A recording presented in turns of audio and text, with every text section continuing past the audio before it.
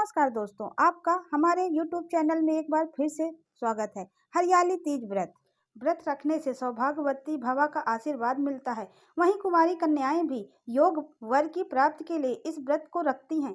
हरियाली तीज के दिन महादेव और महादेवी पार्वती की पूजा का विधान है। मानता है कि आज के दिन जो भी महिला और कुमारी कन्या भगवान शिव और माता पार्वती की पूजा करती हैं, उनके जीवन में हमेशा सुख समृद्धि बनी रहती है। इस व्रत के पूजा के साथ साथ कथा सुनने का भी विधान है। हरियाली तीज के कथा के बिना अधूरा होता है। सनातन शास्त्रों के अनुसार हरियाली तीज के दिन शिव जी ने मां पार्वती की तपस्या से प्रसन्न होकर उन्हें जीवन संगनी बनाने का वरदान दिया था। इसलिए इस दिन अविवाहित लड़कियां जल्द शादी के लिए व्रत और कथा का पाठ करती हैं। ऐसा करने से जल्द विवाह होता है और सुहागिन महिलाओं का वैवाहिक जीवन खुशहाल होता है। पंचांग के अनुसार हरियाली तीज का पर्व 7 अगस्त को मनाया जाएगा। यह त्योहार हर साल सावन के महीने के शुक्ल पक्ष की तृतीया तिथि को मनाया जाता है। इस खास तिथि पर भगवान शिव और माता पार्वती की विशेष पूजा अर्चना की जाती है। साथ ही सुख और सौभाग्य की प्राप्ति के लिए व्रत किया जाता है। धार्मिक मान्यता है कि व्रत के दौरान कथा का पाठ न करने से साधक शुभ फल की प्राप्ति से वंचित रहता है। इसलिए सच्चे मन से कथा का पाठ करना चाहिए। आइए हरियाली तीज की व्रत कथा सुनते हैं। पौराणिक कथा के अनुसार माता पार्वती ने कम उम्र में ही भगवान शिव को पति के रूप में पाने के लिए कामना कर ली थी। इसके बाद जब वह विवाह योग हुई तो पिता हिमालय शादी के लिए योग वर देखने लगे। एक दिन नारद मुनि पर्वतराज हिमालय के पास गए और उनकी बातों को सुनकर योग वर के रूप में भगवान विष्णु का नाम सुझाया। हिमालय राज को भी श्री हरि दामाद के रूप में पसंद आया। उन्होंने अपनी रजामंदी दे दी। लेकिन इस बात को सुनकर माता पार्वती चिंतित हुई, क्योंकि उन्हें पति के रूप में शिव जी को पाना था। इसी वजह से माता पार्वती तपस्या करने के लिए जंगल में चली गईं।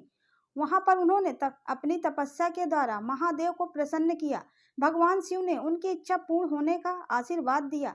तब पर्वतराज हिमालय की बेटी पार्वती के मन की बात पता चली तो उन्होंने भगवान शिव से माता पार्वती की शादी के लिए तैयार हो गए, जिसके परिणाम स्वरूप माता पार्वती और भगवान शिव की शादी संपन्न हुई।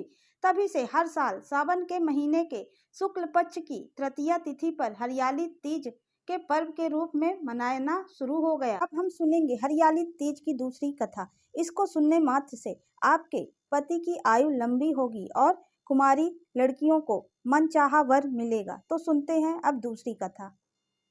पढ़ें। एक बार भगवान शिव शंकर जी की तपस्या रति के पति कामदेव ने भंग कर दी तो भगवान शिव शंकर जी ने कामदेव को भस्म कर दिया।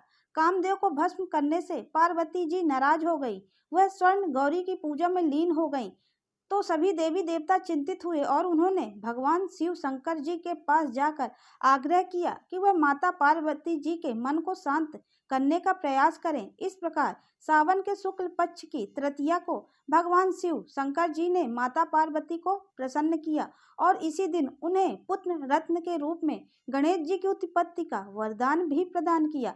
इस कथा को सुनकर महिलाएं भगवान से यही प्रार्थना करती हैं, जैसा अखंड सौभाग्य पार्वती माता को मिला है वैसा ही सौभाग्य हर सुहागन को मिले। महिलाएं इस अवसर पर स्वर्ण गौरी और पार्वती जी की भी आराधना करती हैं।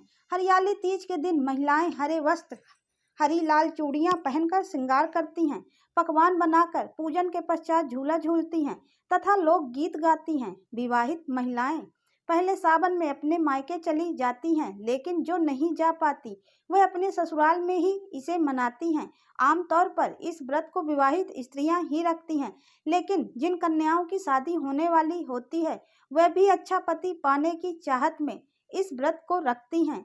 सावन के महीने में चारों तरफ हरियाली होने के कारण इस व्रत में हरे रंगों को प्रमुखता दी जाती है। सावन के दौरान सृष्टि में बदलाव की प्रक्रिया होती है। इसके अलावा भगवान शिव और माता पार्वती प्रकृति के काफी करीब होते हैं।